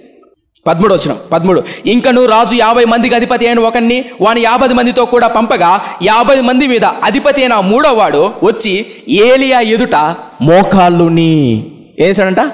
మోకాళ్ళుని, దైవజనుడా దయచేసి నా ప్రాణము నీ దాసులైన 50 మంది ప్రాణములను నీ దృష్టికి ప్రియమైనదిగా ఉండవి, చిత్తగించుము. ఆకాశం నుంచి అగ్ని దిగి వెనుకటి పంచదశాధిపతులను ఇద్దరిని వానిని 50 మందితో కూడా దహించెను. అయితే నా ప్రాణము నీ దృష్టికి ప్రియమైనదిగా ఉండేనిమ్మని మనవి చేయగా. తలపై కసర చెప్తా. ఎందుకు ఏలియా ఆకాశం నుంచి అగ్ని దిగి పంపించాడంటే, ఈ 50 మంది మరలా 50 మంది మొత్తం 3 సార్లు వచ్చాడు. 3 సార్లు 2 సార్లు ఆకాశం దిగి వచ్చి చంపేసింది. ఎందుకంటే అహజ్యాను గద్దించాడు ఏలియా. గద్దిస్తే అహజ్యా అనేవాడు రియాక్షన్ ఎలా ఉండాలి? ఏదో పశ్చాత్తాపం ఉండాలా, తిరుగుబాటు అయినా ఉండాలా. ఇప్పుడు అహజ్యా అనేవాడు ఎలాంటి ధోరణితో మనుషులు పంపించాడు తెలుసా? ఏలియా గద్దిస్తే అహజ్యా అనేవాడు సేవకుని పిలుచుకోరండి నా దగ్గరికి అని కాదు, బంధించి తీసుకురమ్మని 50 మంది పంపించాడు. అది తనకు అర్థం. ఏమని? ఒక ఏలియాను పట్టకరానికి 50 మంది ఎందుకు? ఏలియాను పట్టకరమ్మడానికి 50 మంది ఎందుకు? కారణం తెలుసా? బంధించి తీసుకురామని పంపించాడు. బంధించి పట్టరాడు అండి. నన్ను గద్దిస్తాడు పట్టరా. అహజ్యాను గద్దిస్తే, అహజ్యా సేవకుడు గద్దిస్తే పట్టకరాను పంపించాడు. అందుకు నేను దైవజనుడిని అయితే ఆకాశం నువ్వెలా చెప్పగలుగుతావు వాళ్ళు బంధించడానికి వచ్చారని? నువ్వెలా చెప్పగలుగుతావు? అక్కడుందా అని అంటారేమో. చూపిస్తా చూడండి. 14 చిత్తగించుము. ఆకాశం అగ్ని దిగి వెనుకటి పంచదశాధిపతులను ఇద్దరిని వాని 50 మందితో కూడా దహించెను. అయితే నా ప్రాణము నీ దృష్టికి ప్రియమైనదిగా ఉండనేమని మనవి చేయగా. యెహోవా దూత ఎప్పుడు ఎవరు? మళ్ళా యెహోవా దూత ఎవరితో అంటుంది? 3వ దూతనా? ఏలియాతో అంటుంది చూడండి, యెహోవా దూత వానికి భయపడక వానితో కూడా దిగిపోమ్మని ఏలియాకు సెలవిచ్చాను. మీకు ఏమన్నా అర్థం ఉందా? వానికి భయపడక దిగిపో, పో ఏలియా అని చెప్తున్నాడు. ఎవరు చెప్తున్నారు? యెహోవా దూత చెప్తారు. ఎవరితో? ఏలియాతో. ఎందుకు భయపడక అనే పదం ఉంది తెలుసా? వాళ్ళు బంధించడానికి వచ్చారెడికి. వాళ్ళు ప్రార్థన చేసుకోవడానికో, అయ్యా మా రాజుగారి కాయిలా పడ్డారు క్షమించండి అయ్యా అని పశ్చాత్తాపడ్డారు, రాలే, బంధించడానికి వచ్చారు. అందుకు భయపడుతున్నాడు ఎవరు? ఏలియా. అందుకని దేవుడు ఏమంటాడంటే భయపడాకో, వాడు నిన్ను ఏం చేయలేడు. నీకేనా అర్థం? ఎందుకు చంపించాడంటే గద్దిస్తే, సేవకుడు గద్దిస్తే, మనస్సాక్షి దోషారోపణ చేస్తే పట్టుకొని బంధించడానికి వచ్చాడు మనోడు. ఇప్పుడు చెప్పండి. సరే, ఇప్పుడు కానీ ఆలోచించండి. వచ్చారా 50 మంది వచ్చారా ఎవరి దగ్గరికి? ఏలియా దగ్గరికి. ఇప్పుడు ఏలియాని పిలుచుకెళ్తున్నారు. ఎక్కడికి? ఇప్పుడు ఆ ఏలియా గారు వస్తానే, మనోడు మంచంలో పడి ఉన్నాడు. ఎవరు? అహజ్యా రోగంతో. ఇప్పుడు ఏలియా వస్తున్నాడు. వస్తానే నువ్వు నిన్నుంటే ఏం చేస్తాం? సర్వసాధారణంగా సేవకుడు వచ్చాడు, మంచంలో పడి ఉన్నాం. కొంతమంది మేము చూస్తూ ఉంటాం. ఎప్పుడు ఏడుస్తారంటే బాగా రిమ్స్లో పడినప్పుడు మాలాంటి సేవకులు చూస్తానే కళ్ళలో నీళ్ళు గరిపోతాయి, జలపాతాలు లెక్క. అయ్యారు అయ్యారు అయ్యారు అని మంచాలు పడినప్పుడు, రోగాలు వచ్చినప్పుడు, అబ్బో సేవకులు చూస్తే బల్లె తగ్గింపు. తప్పకుండా వస్తాయి గారు, రేపు ఫారం నుంచి మందిరానికి తప్పకుండా వస్తాయి గారు, ప్రార్థన చేయండి గారు, రేపు ఫారం వచ్చేస్తాయి గారు. ఏం యాక్టింగ్లే, ఆస్కారా వడిగేచ్చలకు. ఎప్పుడు? రిమ్స్లో మంచాల మీద పడినప్పుడు, బెడ్ మీద పడిపోయినప్పుడు. అప్పుడు ఇప్పుడు అహజ్యా అనేవాడు ఎలా ప్రవర్తించాలి చెప్పండి? ఏలియా లాంటి గొప్ప సేవకుడు వస్తే ఏం చేశాడు తెలుసా? చూద్దాం. 16వ వచనం. అతడు వచ్చి రాజును చూచి, అతడు అంటే ఎవరిడా? ఏలియా. వచ్చి రాజును చూచి విచారణ చేయుటకు ఇశ్రాయేలు వారి మధ్య దేవుడు అన్నవాడు లేడు అనుకొని, నీవు ఎక్కువను దూతకు బయలుజుభూమునకు విచారణ చేయుటకు దూతలు పంపితివే, నువ్వు ఎక్కిన మంచం మీద దిగి రాకుండా నిశ్చయముగా నువ్వు మరణమవుదువని అని చెప్పాను. ఏలియా ద్వారా యెహోవా సెలవిచ్చిన మాట ప్రకారం అతడు చనిపోయాను. తలపైకి ఏలియా ఇంటికి వెళ్ళాడు. వెళ్ళిన తర్వాత ప్రవచించాడు. ఏమని? అహజ్యా చచ్చిపోతావు, నువ్వు మంచం నుంచి లేవు అంటానే అహజ్యా ఏం చేయాలి? పశ్చాత్తాపం. మీకు మాట చెప్పనా? అదే టైంలో, అదే పొజిషన్లో హిజ్కియా ఉంటే ఏం చేసేవాడు? ఏషియా ప్రవక్త వచ్చాడు. హిజ్కియా చచ్చిపోతున్నావు అంటే ఏమన్నాడు హిజ్కియా? పశ్చాత్తాపం. కనీసం అహజ్యా ఉన్నాడు, పశ్చాత్తాపన్నట్టే లేదండి. మళ్ళీ ఎత్తున గుర్తుపెట్టుకోండి. దేవుడికి బాగా ఇష్టమైన కార్యం, దేవుడికి మెచ్చే కార్యం, దేవుడు మన యొద్ద నుంచి కోరుకునే కార్యం ఏంటంటే విరిగి నలిగిన హృదయం ఎవడైతే కలిగి ఉంటాడో, తప్పు చేశాను, అయ్యో నేను యోగ్యుని కాను, అర్హుణ్ణి కాదు, నా దేవుని తోడుంటేనే నేను చేయగలను అని ఎవడైతే కలిగి ఉంటాడో వాడు దేవుడు తీస్తాడు. అహజ్యా 2 సంవత్సరాలు. నాకు అనిపించింది వాక్యం చదువుతున్నప్పుడు, నిజం నమ్ముతారో మరి అండి, నా ల్యాప్టాప్లో టైప్ చేసుకున్నప్పుడు నా కళ్ళు నీళ్ళు కడుతున్నాయి. ఎందుకు తెలుసా? అహజ్యా అనేవాడు 2 సంవత్సరాలు ప్రభువా. వాళ్ళ నాన్న అహాబు దుర్మార్గుడు, వాళ్ళ తల్లి యెజబెలు దుర్మార్గురాలు. ఈ అహజ్యా అనేవాడు కూడా దుర్మార్గుడు. 2 సంవత్సరాలు కోపం పుట్టించాడు. వాడు సావేదో వాడు చస్తున్నాడు, నువ్వు వదిలిపెట్టలేదే, అయినా సేవకుని పంపించావే. సంజీవ్ తేజ నేను ఎన్నిసార్లు పడిపోయింటా, ఎన్నిసార్లు పతనం అయిపోయింటా, అయినా నా దేవుడు వదిలిపెట్టలేదే. ఎన్నిసార్లు ఆయన నా యొద్దకు వచ్చాడు, ఎన్నిసార్లు మనసాక్షి ద్వారా, సేవకుల ద్వారా, వాక్యం ద్వారా గద్దించి రారా నా వైపు తిరుగురా, ఎన్నిసార్లు. ఎంత అద్భుతం కదా. నా ప్రశ్న, మీ దగ్గర రాలేదు దేవుడు? మీ దగ్గర రాలేదా? మిమ్మల్ని గద్దించలేదా? మిమ్మల్ని హెచ్చరించలేదా? మిమ్మల్ని రోగం ద్వారా, అనారోగ్యం ద్వారా, ఆర్థిక ఇబ్బంది ద్వారా, సమస్యల ద్వారా, నిందల ద్వారా, అవమానాల ద్వారా ఎందుకు కొన్నిసార్లు దేవుడు మనల్ని నడిపిస్తాడంటే ఎందుకు చెప్పండి? రెక్కల కింద దాచుకోవడానికి, రెక్కల కింద చేర్చుకోవడానికి. నా ప్రశ్న, అహజ్యా వచ్చాడా రెక్కల కిందకి?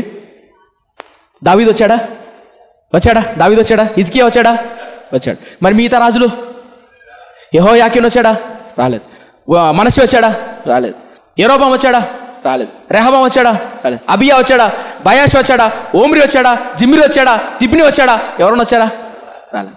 కొంతమంది మాత్రం వచ్చారు. నా ప్రశ్న, ఈ వాక్యాన్ని వింటున్న కొంతమంది మాత్రమే, పైకి మాత్రం బాగా క్రైస్తవులాగా ఉంటారు. ఈ వాక్యాన్ని వింటున్న కూడా కొంతమంది మాత్రమేనండి. నాకు తెలిసిన ఒక సేవకురాలు అటు కొన్ని సంవత్సరాల కిందట, ఒక 2-3 సంవత్సరాల కిందట, మంచి సేవకుడు ఆయన, సేవకుని భార్య. సేవకుడు చనిపోవడం ఆలస్యం. భర్త చనిపోయాడు యవ్వన కాలంలో, భార్య కూడా యవ్వన కాలం ఉంది, పిల్లలు కూడా ఉన్నారు. భర్త చనిపోవడం ఆలస్యం అండి. సేవకుడు చనిపోవడం ఆలస్యం. సేవకురాలు కదా ఇప్పుడు. సేవకురాలైన ఈమె సేవ చేస్తూనే, పరిచర్య చేస్తూనే భయంకరమైన పాపం వ్యభిచారంలో కూరుకో. వ్యభిచారం చేస్తూ మళ్ళీ ఏం తెలుసా? వాక్యాన్ని ప్రకటిస్తారు, సేవ చేస్తారు, పరిచర్య చేస్తారు. మనసాక్షి దోషారోపణ అనిపిదా వాళ్ళకు? తప్పు చేసిన అనిపిదా? ఎంతమంది అండి పైకి మాత్రం భక్తిగల నటించేవాళ్ళు. జాగ్రత్త మిత్తమా, దేవుడు మనసాక్షితో గద్దించినప్పుడు నేనైతే నా గుడ్డల మీద చేసుకొని చెప్తాను, నా ప్రభు నన్ను కొట్టినా, ఆయన శిక్షించినా, ఆయన గద్దించినా, ఆయన ఏం చేసినా ఆ మేలు కొరకే. ఎందుకు తెలుసా? ఆయన నాకు తండ్రి కాబట్టి, ఆయన నన్ను తన కుమారుడిగా భావిస్తున్నాడు కాబట్టి గద్దిస్తున్నాడు నేను మారాలని. ఆయన ప్రవక్తల ద్వారా, సేవకుల ద్వారా ఎందుకు పంపిస్తున్నాడు తెలుసా? రెక్కల కింద చేర్చుకోవాలని. మీకు ఎలాంటి అనుభవం ఉందా? ఒకవేళ నిజంగా మన జీవితాల్లో ఎవరి జీవితమైనా ఈ వాక్యాన్ని వింటున్న వాళ్ళు ఎవరైనా సరే ఆర్థిక ఇబ్బందులు గుండా, సమస్యలు గుండా, రోగం గుండా, మనస్సాక్షి దోషారోపణ గుండా, మనసులో నెమ్మది లేదన్నా, సమాధానం లేదన్నా, దేవుడు నమ్ముకున్నానన్నా కానీ పోగొట్టుకున్నానన్నా, రక్షణ ఆనందం పోగొట్టుకున్నానన్నా కారణం ఏంటి తెలుసా? దేవుడు తిరిగి తన రెక్కల వైపు చేసుకోవాలని. మనం వచ్చినట్లయితే, పశ్చాత్తాపడినట్లయితే, అహజ్యా అనేవాడు ఆ టైంలో కొసరంతైనా ప్రార్థన చేసింటే, కొంతైనా పశ్చాత్తాపడింటే కనికరించేవాడు కదా నా దేవుడు. కనికరించేవాడండి. ఇప్పుడు మీరు కూడా అయితే ఈ వాక్యాన్ని వింటున్న మీరు కూడా పశ్చాత్తాపడితే మిమ్మల్ని కూడా కనికరిస్తాడు. మీరు కూడా పశ్చాత్తాపడితే మీ రోగాన్ని, మీ ఆర్థిక ఇబ్బందులు, మీ సమస్యను, మీ దోషారోపాన్ని కొట్టివేస్తాడు. చేద్దామా ప్రార్థన? పరిశుద్ధుడా నా కన్న తండ్రి, కృప కలిగిన దయగల మా దేవ, అహజ్యా అనే రాజు బహునీచంగా దుర్మార్గంగా ప్రవర్తించినప్పుడు అయినా నువ్వు ప్రేమించావయ్యా. అయినా ఏలియా ప్రవక్త ద్వారా పంపించావు. అహజ్యా చనిపోతున్నావు. ఎంత ప్రేమయ్యా, నిజమేనైనా. ఎందుకు? తండ్రి నీచురాలు, తండ్రి నీచుడు అయినా అహజ్యా దగ్గరికి పంపించావు. కారణం ఏంటి? నువ్వు ప్రేమిస్తున్నావు గనక.